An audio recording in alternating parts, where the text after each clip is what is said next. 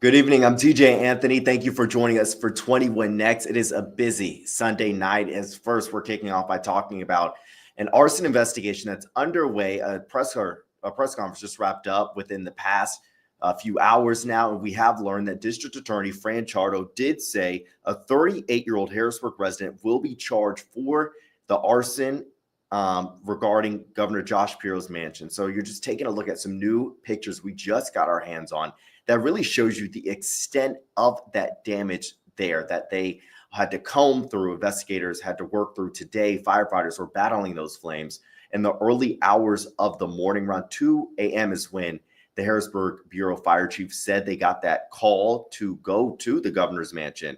And the district attorney also said that the alleged arsonist is named Cody Balmer, who is now in custody. And he did list off the charges that will be coming to him. He said that he will face terrorism charges, attempted murder, aggravated arson, aggravated assault against an enumerated person as well. So this is still very much an active investigation. And we did have a reporter there at the scene as well for that press conference. I want to go ahead and bring in Fatima Moien. She was there. So Fatima, to kind of describe the scene, what was it like there? What was Governor Josh Shapiro's mood like as well? Right. Hi, TJ. I mean, today it was really a hefty day. I think all us reporters really didn't know what to anticipate when it came to hearing from him and how he's doing. He's clearly shaken up. He kept the questions very brief. And when it came to speaking on his family, he even deferred, trying not to have the spotlight get into them too much. But he did openly share how, this kind of stuff has to stop. And when he did bring up his wife, Lori, he did share how it's been a very heavy night, heavy day for himself and his children. And just that evacuation has shaken them all up. They're clearly traumatized.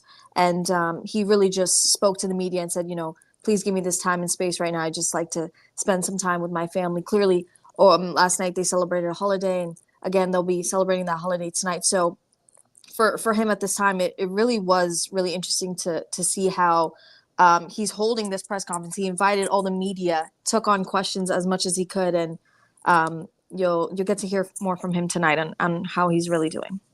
Yeah, and the investigators, they did say, how exactly this happened as well. They did say that the alleged arsonist did make it into the mansion as well, which is a surprise. We don't hear about this kind of stuff happening often. Talk about what other details did investigators release? Right. So a lot of the press were really curious on how was this able to happen? This is the governor's mansion. You would hope that security and everything is up to T. And really what we learned is the man was able to get over the fence. And that's where he was able to set off homemade devices. That's kind of how they characterize how this fire started. Again, it's all still under investigation. Nothing's been confirmed. But that gentleman that you did name, he's under custody and again has several charges. We're looking at terrorism, attempted murder, aggravated arson, aggravated assault against an enumerated person. Like all this aside, it was really just one man that was able to jump a fence and then exit from the same way he came in. So this clearly woken up the family. They were evacuated. They're well, but obviously, when something like that happens in such surprise, I spent the whole day speaking to people, hearing the news, just really taking in that this happened at the governor's mansion. Oh yeah, of course, and a big question on many people's minds is why. That's huge, and of course, hopefully, we'll get the answers, as the investigation plays out right in front of us. But like you said, the governor was, practicing a religious holiday. He was observing a religious holiday yesterday as well, the Passover. So a lot of people had that question. Did that come into play as well? So the Harrisburg Jewish Federation, they did release a statement, as we try to figure out why as well. Investigators try to figure out why. So that is really a big question on so many people's minds as well. What did they say when it comes to what's next in this investigation? Right. Like you just explained, there's so many angles as to this why, and that's kind of what they're looking at. A reporter actually did ask the governor do you feel that this was a hate crime? And that's also being discussed and looked at.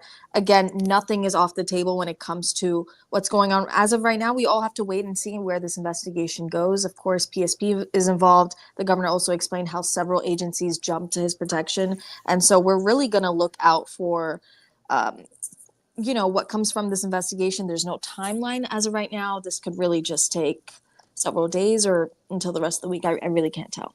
Yeah, and then of course, the governor did say that there is going to be an increased security surrounding his mansion, also surrounding his family as well. But he did say that he is going to work harder now as Pennsylvania's governor too. He said this does not make him want to back down. This wants to make him, go harder as well as a public official too. So just more it will be coming out in the coming days. And of course, we will continue to update you on any development, any breaking detail in this story too. So thank you for trusting us with your news source. This is 21 Next.